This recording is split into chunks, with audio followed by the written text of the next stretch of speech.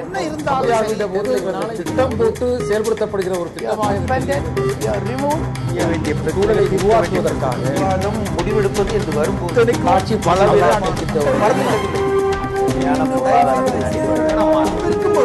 எதிர்த்து பேசிட்டு இங்க இருக்கக்கூடிய பெரிய கட்சிகளினுடைய பெரிய தலைவர்கள் வந்து தொண்டர்களிடமிருந்து விசுவாசத்தை மட்டுமே எதிர்பார்க்கிறார்கள். அவர்களுடைய ஜனநாயக குரல்களை அவங்க எதிர்பார்க்கிறது இல்லை. மாறாக அவங்களிடமிருந்து அந்த மாதிரி குரல்கள் எதுவும் வரக்கூடாதுன்னு நினைக்கிறாங்க. அந்த ஜனநாயக மற்ற ஒரு இயக்கத்தின் போக்கு தான் இந்த மாதிரியான விஷயங்களுக்கும் அடிப்படையாக இருக்கு அப்படின்னு சொல்றத நீங்க ரெண்டு பேரும் எப்படி பாக்குறீங்க? இல்லை, அதாவது ஒரு ஜனநாயகமற்ற போக்கு அப்படிங்கிறது அப்படி பார்க்கல நான். அது எப்படின்னு சொன்னால், தனக்காக வந்து தலைமை சிந்தித்து கொள்ளும் அல்லது மேலே இருப்பவர்கள் சிந்திப்பார்கள். தங்களுக்கு வந்து அவர்கள் எந்த திசையை காட்டினார்களோ அந்த திசையிலே உழைப்பது அல்லது வந்து செயல்படுவது மட்டும்தான் தங்களுடைய வேலை அப்படின்னு சொல்லிட்டு சுய சிந்திப்பை வேறறுக்கிற வேலையை அரசியல் தலைமைகள் செய்கின்றன. குறிப்பாக சுய சிந்தனையை மட்டும் வேற இருக்குதா, சுயமரியாதையும் வேற இருக்கிறது. அப்ப ஆனால் இந்த இடத்திலே தான் பெரியார் வந்து வேறுபட்டார். அவர் வந்து சுயமாக சிந்தின்னு தான் சொன்னார். உன்னுடைய சிந்தி நான் சொல்வதில் தவறு சரி எது என்று நீ சிந்தித்து பார் அப்படின்னு தான் சொன்னார். அந்த சிந்தனையினுடைய இடத்திற்கு இவர்களுக்கு பின்பற்றாளர்களை இவர்கள் நடத்தி செல்வது இல்லை. அத்தகைய ஒரு கலாச்சாரம் என்பது மக்களை, அதாவது ஒரு அடிமை மனோபாவத்தை உருவாக்கி விடுகிறது. இப்ப அந்த இடத்துல தான் உங்களுக்கு வந்து விசுவாசம், தலைமைக்காக எதுவும் செய்தல் என்கிற ஒரு புள்ளிங்கிறது அங்கதான் ஏற்படுது. இல்ல, அதான் இப்போ கட்சிகள்லாம் இப்ப வர வர ஒரு தலைவரை சுற்றி இயங்குகிற அல்லது கட்டமைக்கிற கட்சிகளாக மாறிக்கொண்டு வருகின்றன. பல கட்சிகள் அது இருக்கு. ஆனால் அதிமுக என்பது ரொம்ப துல்லியமான ஒரு உதாரணமாக அதற்கு இருக்கிறது என்பதுதான் என்னுடைய மதிப்பீடு. இப்ப சுபவி கூட ஒன்று சொன்னாங்க, இந்த மாதிரி ஒரு தலைவருக்கு ஏதேனும் ஒன்று என்றால் எப்படி இந்த நாடு எதிர்கொள்கிறது, எப்படி எதிர்வினை ஆற்றுகிறது, அல்லது பரபரப்பாக எதிர்வினை ஆற்ற வேண்டும் என்று மக்களே அப்படி எதிர்பார்க்கிறார்கள், அப்படி ஒரு மனோநிலை இருக்குது அப்படிங்கிற மாதிரி சொன்னாங்க. நான் அதுல முழுசா உடன்படலை. நான் என்ன பார்க்கிறேன்னா, அத்தகைய மனோநிலையை இந்த தலைவரை சுற்றி அல்லது அவருடைய விசுவாசத்தை நம்பி இருக்கக்கூடிய இன்னொரு சிறு குழு அல்லது அடுத்த கட்ட தலைமைன்னு கூட சொல்ல முடியாது, வேணா வச்சுக்கலாம், ஒரு மூணாம் கட்ட நாலாம் கட்ட தலைவர்கள் இருக்கா பாருங்க, அவங்க உருவாக்குறாங்க. அவங்க எப்படி மேடையில பேசுறாங்கன்னா, என்னுடைய தலைவருக்கு இது நடந்த பொழுது இந்த நாடு என்ன ஆனது, நிலை குலைந்து போனது, ஸ்தம்பித்து போனது, இத்தனை பஸ் எரிப்புகள், இவ்வளவு தற்கொலைகள், இப்படிப்பட்ட நிலைமை உன் தலைவனுக்கு ஏதேனும் ஏற்பட்டால் நடக்குமா அப்படின்னு பேசுற ஆட்கள் இருக்காங்க இங்க. அப்படி பேசி மனோநிலையை உருவாக்கி விட்டு நம்ம மக்களை வந்து குறை சொல்வது என்ன நியாயம்? ஒண்ணு. ரெண்டாவது, நீங்க கேட்ட ஒரு கேள்வி என்னன்னா, இந்த கட்சிக்குள்ளேயே ஜனநாயகம் இருக்கா? நான் என்ன கவலைப்படுறேன்னா, கட்சிக்குள்ள இந்த மாதிரி கட்சிக்குள்ள ஜனநாயகம் வரும்னு எனக்கு நம்பிக்கையே இப்ப இல்லை. அதை விட என்னுடைய கவலை என்னன்னா, இந்த கட்சிக்கு புறத்தே இருக்கக்கூடிய வெகு மக்கள் மத்தியிலே விழிப்புணர்வு இருக்கா? உதாரணமா இந்த தீர்ப்பு வந்திருக்கு, எத்தனை பேர் இந்த தீர்ப்பினுடைய உள்ளடக்கம் பூராத்தையும் படிக்க வேணாம், இந்த சாரத்தையாவது தெரிந்து கொண்டார்கள்? இன்னும் கூட சொல்ல போனா ஊடகங்கள் கூட எந்த அளவுக்கு அந்த சாரம் மக்களுக்கு கொடுக்கப்பட்டது என்பது கூட தனி கேள்வி இருக்கட்டும். எவ்வளவு தூரம் முயற்சி செய்து தெரிந்து கொண்டார்கள்? இப்ப நம்ம அதை படிச்சு பார்த்தா, அது முழு இது எனக்கு கையில இருக்குது, பட் முக்கியமான பகுதிகளை படிக்க முடிஞ்சு. படிச்சு பார்த்தா தர்க்க ரீதியா வாதம் பண்ணியிருக்காரு. இங்க வரக்கூடிய பல கேள்விகளுக்கு நான் உள்ளுக்குள்ள போகல. நீங்க சொல்றத புரிஞ்சுக்க முடியுது. ஆனா மக்களுக்காக போராடக்கூடிய தலைவர்களை மக்கள் காப்பாற்றுவார்கள் அப்படின்னு வேற ஒரு தியரியை வேற ஒரு கண்டெக்ஸ்ட்ல சொல்லி கொடுக்கிறோமா? அத வந்து இந்த அரசியலுக்குள்ள இருக்கிறவங்க எப்படி புரிஞ்சுக்குவாங்க? இல்ல, நான் என்ன கேட்கல, என்ன சொல்ல வரேன், முதல்ல நீங்க விஷயத்தை புரிந்து கொள்ளுங்கள். இப்படி அவர் தர்க்க ரீதியா வாதம் பண்ணித்தான் அப்படி ஒரு தீர்ப்பு கொடுத்தாரு. ஆனாலும் உங்களுக்கு அதுல திருப்தி இல்ல. அப்படி என்றால் அதற்கான நிவாரணம் என்ன? மேல்கோர்ட், மேல்முறையீடு என்பதுதானே. அதையாவது சொல்லி கொடுத்தோமா? மாறாக என்ன நினைக்கிறாங்கன்னா, ஐயோ என்னமோ நடந்திருக்கு, இவங்களுக்கு எப்படி இது நடக்கலாம் என்று சட்டத்தின் முன்பு அனைவரும் சமம் என்கிற அடிப்படையான அரசியல் மாண்பை இன்றைக்கு போய் சேரல மக்கள் தங்குறேன். அதாவது தோழர் அருணன் சொல்லும் போது மக்களை எப்படி சிவவி குறை சொல்லலாம் அப்படின்னாரு. பிறகு அவரே என்ன சொன்னார்னா, மக்களிடம் வெகு மக்களிடமும் விழிப்புணர்வு இல்லைனார். அது மக்கள் மீதான குறையாகத்தானே வரும். அதாவது உருவாக்கவில்லை என்பது நீங்க இன்னொரு செய்தி இருக்குன்னா, அது மக்களை குறை சொல்லுவது என்பதல்ல. இன்றைக்கு இருக்கிற நிலை என்னவாக இருக்கிறது என்பதை நான் சொல்றேன். மக்களின் மனநிலை இன்றைக்கு என்னவாக இருக்கிறது. அதாவது நான் ஒரு செய்தியை குறிப்பிடணும். 3 பேருமே ஏறத்தாழ இடதுசாரி சிந்தனை உடையவர்கள்.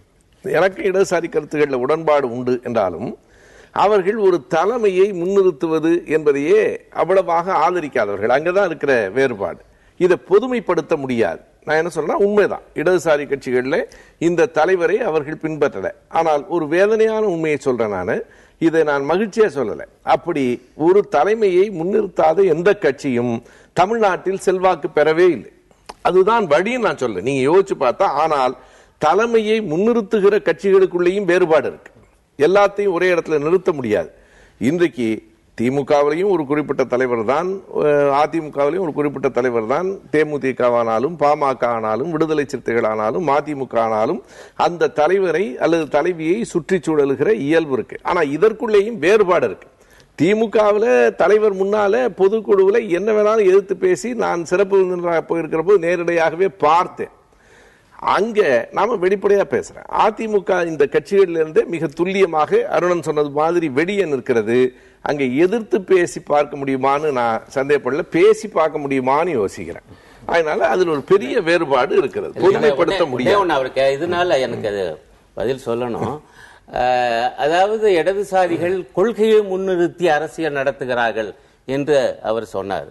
அது ஒரு பாராட்டுக்குரிய செய்தியாக நான் பார்க்கிறேன். ஆனால் அவர் என்ன சொல்றாருன்னா, அதுக்கு உடனடியாக பலன் கிடைப்பதில்லை. ஒரு தலைவனை வைத்து அரசியல் நடத்தினால் தமிழ்நாட்டிலே பலன் கிடைக்குதுங்கிறார். நான் என்ன சொல்ல வரேன்னா, இது ஒரு தற்காலிகமான பலன். இன்னும் சொல்ல போனால் இதனால் அடிப்படையான ஜனநாயக மாண்புக்கு கிடைக்கக்கூடிய இந்த கேடு இருக்கு பாருங்க, அது தயவு செய்து நாம் குறைத்து மதிப்பிட்டு விடக்கூடாது. மட்டும் இல்லை, கொள்கைகளை முன்னிறுத்தி அரசியல் நடத்துவது உண்மைதான்.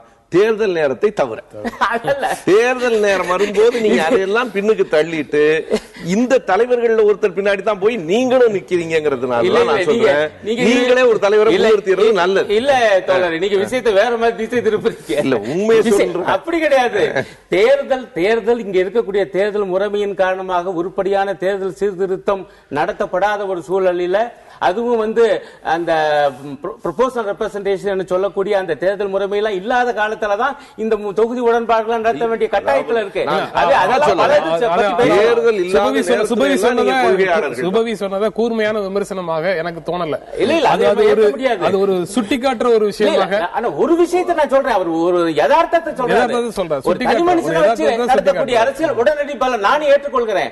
ஆனால் அது நிரந்தர பலனை தராது என்று மட்டும் தான் பதிவு. உடனடி பலன் அப்படின்னு சொல்றது தமிழ்நாட்டின் சூழல்ல அல்லது இந்திய சூழல்ல அல்லது தெற்காசிய சூழல்ல அல்லது ஆசிய சூழல்ல அப்படின்னு பார்த்துட்டா தலைவரை முன்னிறுத்தி இருக்கக்கூடிய அமைப்புகள் வெற்றி பெறுது அப்படிங்கறத நீங்க நிலவுடைமை சமூகத்தினுடைய தொடர்ச்சியாக நீங்க உண்மையான சமூகங்களுக்கு அந்த சிக்கல் வரும். நீங்க கிரேக்க ரோமானிய சமூகத்துல ஜூலியஸ் சீசர் இன்னமும் பேசப்படுவதை போல ஒரு வீர யுகங்கள் பேசப்பட்ட தொன்மையான சமூகத்துல சேரன் செங்குட்டுவன் பாண்டிய நெடுஞ்செழியன் அப்படிங்கிற இந்த பெருங்கதை ஆடல்கள்லாம் இருக்கு.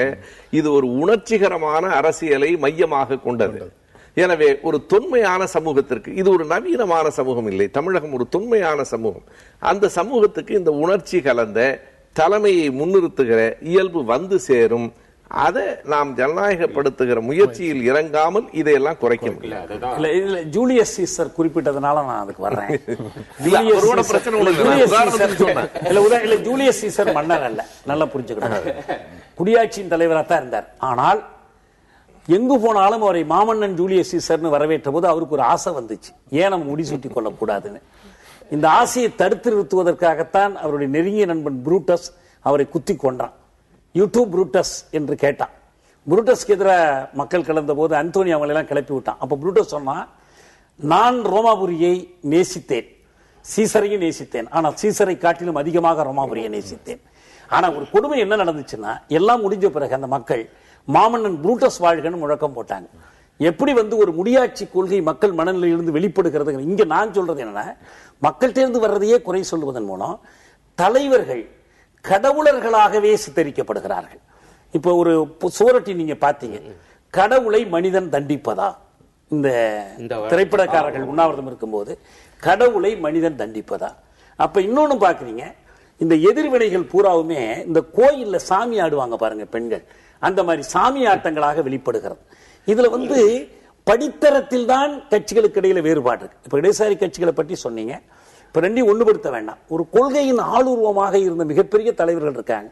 இஎம்எஸ் இருந்தார், ஏகே கோபாலன் இருந்தார், சுந்தரையா இருந்தார், ஜோதிபாசு இருந்தார். ஆனால் கட்சிக்குள் ஒரு ஜனநாயகம் இருந்த காரணத்தினால எனக்கு மார்க்சிஸ்ட் கட்சியோட மிகப்பெரிய வேறுபாடுகள் உண்டு, உங்களுக்கு தெரியும். ஆனா ஒரு விஷயம் நான் ரொம்ப பெருமையா கருதக்கூடியது, எந்த தலைவருக்கும், உயிரோடு இருக்கிற எந்த தலைவருக்கும் பிறந்தநாள் கொண்டாடக்கூடாது என்று முடிவெடுத்து செயல்படுத்துகிற கட்சி மார்க்சிஸ்ட் கட்சி. அதை பார்த்தா எங்க இயக்கத்தில் அதே முடிவை எடுத்தோம். ஆனால் இங்க என்ன நடக்குது, உங்களுக்கு தலைவர் பிறந்தநாள் என்பதுதான் ஒரு கட்சியுடைய முக்கியமான வேலை. ஒரு பிறந்தநாள் விளம்பரத்திலேயாவது கட்சியின் கொள்கை முழக்கங்கள் இருக்கான இல்லவே இல்லை. வாழ்த்த வயதில் வணங்குகிறோம் தான் இருக்கு, வேற ஒண்ணுமே இல்ல. எங்க சிந்தனையை நாங்கள் ஒரு குறுக்கிட வேண்டிய கட்டாயம் இருக்கு. என்னன்னா, நீங்க இந்த கடவுளை மனிதன் தண்டிக்கலாமாங்கிறது அந்த கட்சியினுடைய விசுவாசிகள் என்று சொல்லிக் கொள்ளுகிறவர்கள் கூட போட்ட சுவரொட்டி இல்லை. அதான் ரொம்ப முக்கியமானது. அதை போட்டவர்கள் திரையுலகத்தை சார்ந்தவர்கள். இப்ப நான் திருப்பி நம்ம கேட்க வேண்டியிருக்கு, கடவுளை மனிதன் தண்டிக்கலாமா? நல்லது. ஆனா கடவுள் மனிதன் தான் ஜாமீன் கேட்க வேண்டியிருக்கு. அது ஒரு பக்கம். ஆனால் சொல்ல வர்ற விஷயம் நீங்க தலைவர்கள் பிறந்த நாள் கொண்டாடுவது, கொண்டாடாமல் இருப்பது, இதையெல்லாம் வைத்து நீங்க தீர்மானிக்க முடியாது. நான் தான் சொல்றேன், ஒரு தலைமையை முன்னிறுத்துகிற ஒரு பண்பு, தலைமையை வழிபடுகிற தலைமை தான் எல்லாம் என்று கருதுகிற இரண்டுக்கும் இடையில வேறுபாடுகள் இருக்கு. ரெண்டையும் ஒரே இடத்துல நீங்க தலைமையினுடைய வழிகாட்டுதல்னு சொல்றீங்க. வழிகாட்டுதல் வேறு, தலைவனை வழிபடுதல் வேறு. வழிபடுதல் வேறு. அவங்க சொல்லும் போது பிம்ப உருவாக்கம் அப்படின்னு சொல்றாங்க. 100 அடியில ஒரு வெட்டூர் கட் அவுட் வைக்கிற போதே அந்த பிம்ப உருவாக்கம் வந்துருது. ஒரு இடைவேளைக்கு அப்புறம் பேசலாம்.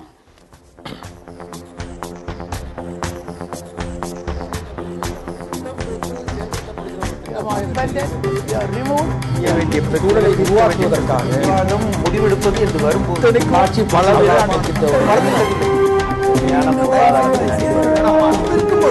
எதிர்த்து பேசிட்டு